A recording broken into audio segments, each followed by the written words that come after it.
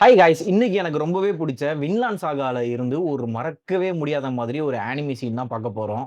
So பேசிக்காவே இந்த video வந்து ஒரு ஸ்பாயிலர் தான். நீங்க இன்னும் இந்த வின்லாண்ட் சாகா ஆனிமி சீரிஸ் பார்க்கல அப்டின்னா, மறக்காம பார்த்துருங்க. One of the gem in anime series. வீடியோவ ஃபுல்லா பார்த்து முடிச்சுட்டு நம்மளோட சேனல மறக்காம சப்ஸ்கிரைப் பண்ணிருங்க.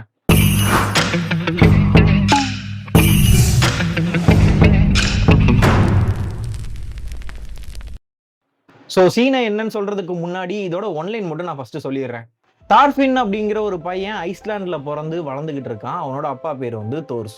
அவங்க தங்கி இருக்கிற இடத்துக்கு ஒரு ஆபத்து அப்படிங்கிற ஒரு விஷயத்தினால தோர்ஸ் வந்து பாத்தீங்க அப்படின்னா ஒரு இடத்துக்கு போறாரு. அவருக்கு தெரியாமலேயே நம்ம டார்ஃபினும் பின்னாடியே பதுங்கியும் போயிருவான். ஸோ அப்படி அங்க போன இடத்துல எதிர்பாராத விதமா நம்ம தார்ஸ் வந்து இறந்து போக, அதுவும் நம்ம டார்ஃபினோட கண்ணு முன்னாடியே இறந்து போக, அத கொஞ்சம் கூட தாங்கிக்கவே முடியாத நம்ம டார்ஃபின் எப்படியாச்சும் எங்க அப்பாவ கொன்னவன நான் எப்படியாச்சும் போட்டு தள்ளணும் அப்படின்னு ஒரு ரிவெஞ்ச் மோடுக்கு போறான். அதுவும் அந்த சின்ன வயசுலயே.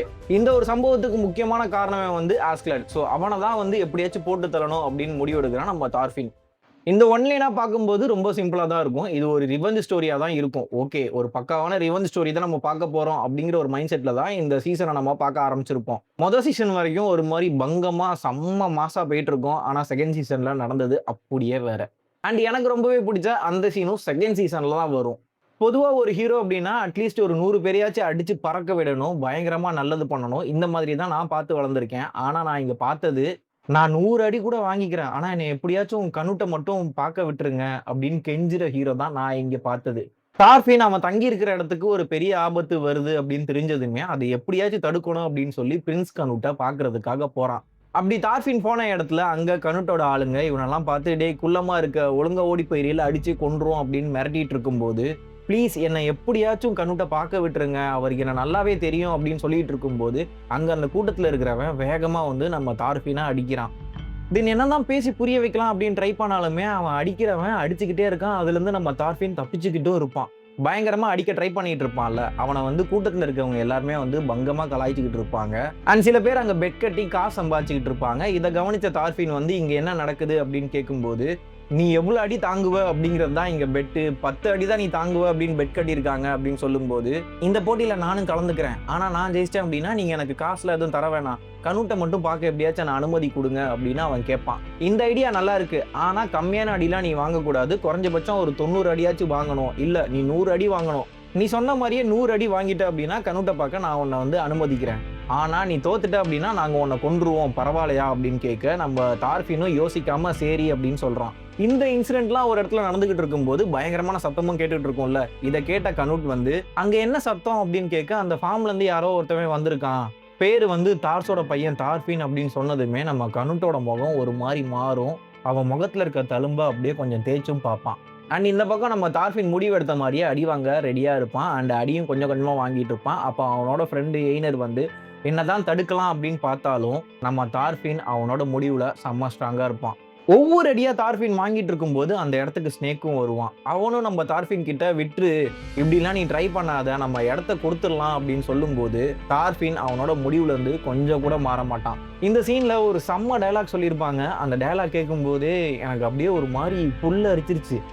இதெல்லாம் பேசி சமாளிக்க முடியாது அப்படின்னு ஸ்னேக் சொல்லிக்கிட்டு இருக்கும்போது, "நீங்க எப்ப பேச ட்ரை பண்ணீங்க?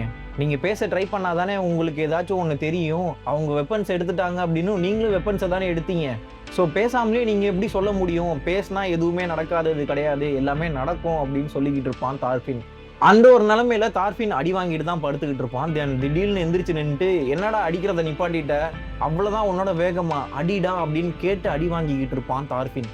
இந்த சம்பவத்த ஒரு கூட்டமே சுத்தி நின்னு பார்த்துக்கிட்டு இருக்கும். அவங்களும் ஒவ்வொரு அடியா எண்ணிக்கிட்டே இருப்பாங்க. 100 அடியில எவ்வளவு இருக்கு அப்படிங்கிறத. ஃபைனலா அந்த 100வது அடிய அடிச்சு முடிச்சதுக்கு அப்புறம் அடிச்சுக்கிட்டு இருந்தவன் டயர்ட் ஆகி கீழ உட்கார்ந்துருவான். அப்போ அப்படியே டார்ஃபின பார்த்து, "தார்ஸோட மகன் டார்ஃபின், உன்ன சந்தேகப்பட்டதுக்கு என்ன மன்னிச்சிரு" அப்படின்னு கேட்கும்போது செம்ம கூஸ்பம்ப்ஸ் மூமெண்ட் எனக்கு. அப்போ அவங்களோட கமாண்டர் பீஜான் வந்து, "நீ குள்ளமா இருக்க. ஆனா பயங்கரமா ட்ரெயின் ஆயிருக்க.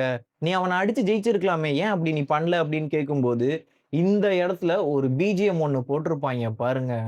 அந்த பிஜிஎம்மோட அந்த சீன் பார்க்கும்போது வேற மாரி எலிவேட் பண்ணியிருக்கும் அந்த சீன. இந்த கேள்வி கேட்டதுமே நம்ம டார்ஃபின் வந்து, "என்ன மாதிரி கேள்வி இது? நான் அமைதி பேச்சுவார்த்தைக்காக தான் வந்தேன். அப்படி இருக்கும்போது நான் எப்படி சண்டை போட முடியும்? உங்கள்ல பல பேர நான் இப்ப தான் தடவ பார்க்குறேன். நம்மலாம் ஏன் அடிச்சுக்கிட்டு சாகணும்? எனக்கு இந்த போர் வேணவே வேணாம். நம்ம எதுக்காக அவங்களுக்காக அடிச்சுக்கிட்டு சாகணும்? நம்ம இப்பதான் மீட் பண்ணிக்கிட்டோம். ஏன் நம்ம மோசமா கூட எதுவுமே நம்ம பேசிக்கிட்டது கூட இல்ல. அப்படி இருக்கும்போது எனக்கு இங்க யாருமே எதிரி இல்ல. இன்ஃபாக்ட்